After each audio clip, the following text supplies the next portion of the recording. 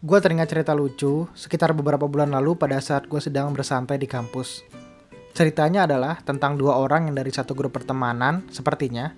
Mereka berantem, mereka beradu mulut karena salah satunya ternyata tidak diajak jalan sama tongkrongannya. Atau, pernah tidak, lo melihat orang-orang di sekitar lo sedang main game yang sedang ramai dibicarakan, sedangkan lo yang awal tidak ingin menjadi memaksakan diri untuk harus ikut main. Atau yang paling sering banyak orang rasakan adalah takut ketinggalan berita yang ada di sosial media, di Instagram, di Twitter, di WhatsApp, dan lain-lain. Takut merasa dirinya tidak update. Halo semua, kembali lagi di YouTube channel gua dan hari ini kita akan membahas yang namanya Fear of Missing Out atau disingkat FOMO. Kalau lo bisa relate dengan hal yang gua paparkan barusan, mungkin saja lo sedang mengalami FOMO tersebut. Sindrom FOMO adalah gejala ketakutan jika orang lain merasakan suatu hal yang menyenangkan, mempunyai teman yang banyak, mempunyai kehidupan yang lebih keren, dan kita tidak merasakan hal tersebut. Seolah kita tidak eksis jika tidak mengikuti atau merasakan hal yang sedang banyak orang rasakan. Nah, di tahun 2020 ini, di zaman yang sudah sangat modern ini, sosial media berperan sangat besar dalam kenapa kita bisa merasakan hal yang namanya FOMO ini. Ada 3 bahaya dari FOMO ini. Yang pertama adalah meningkatnya ketidakbahagiaan, yang kedua adalah kecemasan yang berlebih, dan ketiga adalah menguras diri sendiri. Yang dimana kita akhirnya lebih melihat apa yang ada di eksternal dan kita tidak melihat apa yang sedang ada dalam diri kita sendiri. Nah, kalau begitu bagaimana cara yang sebenarnya bisa kita lakukan untuk mengatasi FOMO tersebut? Dari diri gue sendiri, gue sudah mencoba 6 hal yang gue rasa mungkin saja hal ini juga bisa membantu untuk diri lo. Nah, yang pertama adalah akui kalau lo punya masalah itu. Setiap masalah apapun yang kita hadapi, gue rasa akan sangat bijak kalau kita mengakui terlebih dahulu kalau kita sedang memiliki masalah tersebut. Dan setelah itu mungkin kita bisa membuat strategi-strategi atau planning-planning yang bisa kita lakukan untuk menyelesaikan permasalahan tersebut.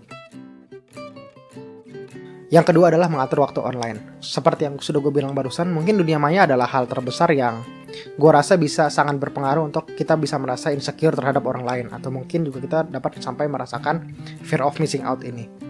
Kita bisa menggunakan fitur yang terdapat dalam HP kita untuk men-tracking sudah berapa lama penggunaan HP kita dalam waktu 1 hari, yang dimana dengan melakukan hal tersebut maka akan mengurangi rasa FOMO tersebut.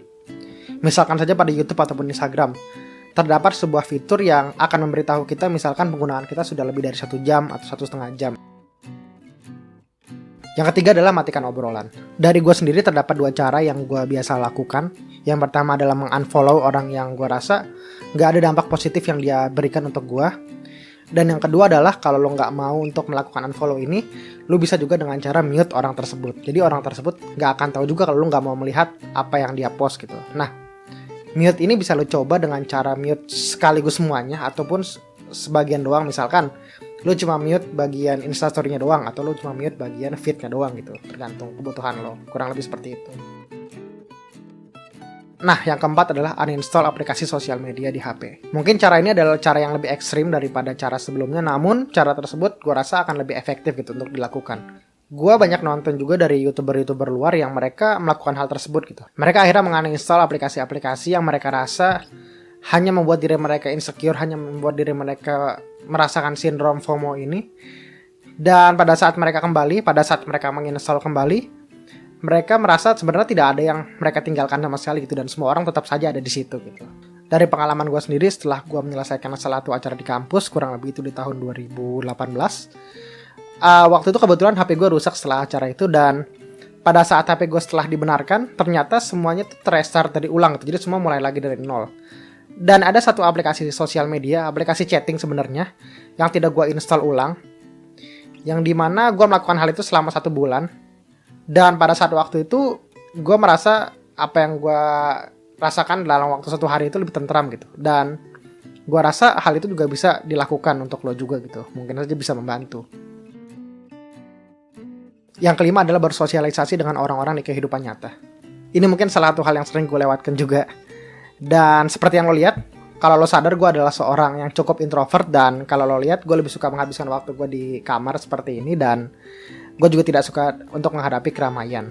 Untuk teman-teman yang juga terkadang malas untuk bersosialisasi dengan orang lain, mungkin yang bisa kita coba adalah kita menjadwalkan diri dengan orang lain yang dimana pada saat kita bertemu mungkin kita cukup untuk ngobrol-ngobrol santai dan ya nggak perlu melakukan hal yang berat-berat gitu, kurang lebih seperti itu. tapi tetap saja dengan mengikuti protokol kesehatan yang ada. Yang keenam adalah membuat jurnal. Menulis apa saja yang telah kita capai, gue rasa bisa menjadi salah satu cara untuk menghadapi FOMO ini. Gue rasa sebenarnya menulis juga tidak perlu dalam bentuk tulisan tangan, tapi juga bisa dengan menggunakan HP, bisa menggunakan aplikasi note yang ada di HP, itu juga tidak masalah. Gue sendiri sempat membuat video tentang melakukan tracking ini, dan gue rasa semalas apapun lo, gue rasa lo akan bisa mengikuti cara ini yang gue lakukan juga. Terakhir, terimalah kenyataan kalau sebenarnya memang kita nggak bisa melakukan segala hal. Dan yang perlu kita lakukan adalah fokus terhadap hal yang kita bisa lakukan dan juga bisa kita kendalikan. Memang mungkin ngomong lebih mudah daripada berbuat, tapi yakinlah kalau rasa takut itu akan berkurang seiring dengan bertambahnya usia. Kita akan sadar kalau akhirnya kita tidak bisa menikmati hal yang paling berharga, yaitu adalah waktu. Kalau lo suka dengan video ini, lo bisa klik tombol like dan juga subscribe.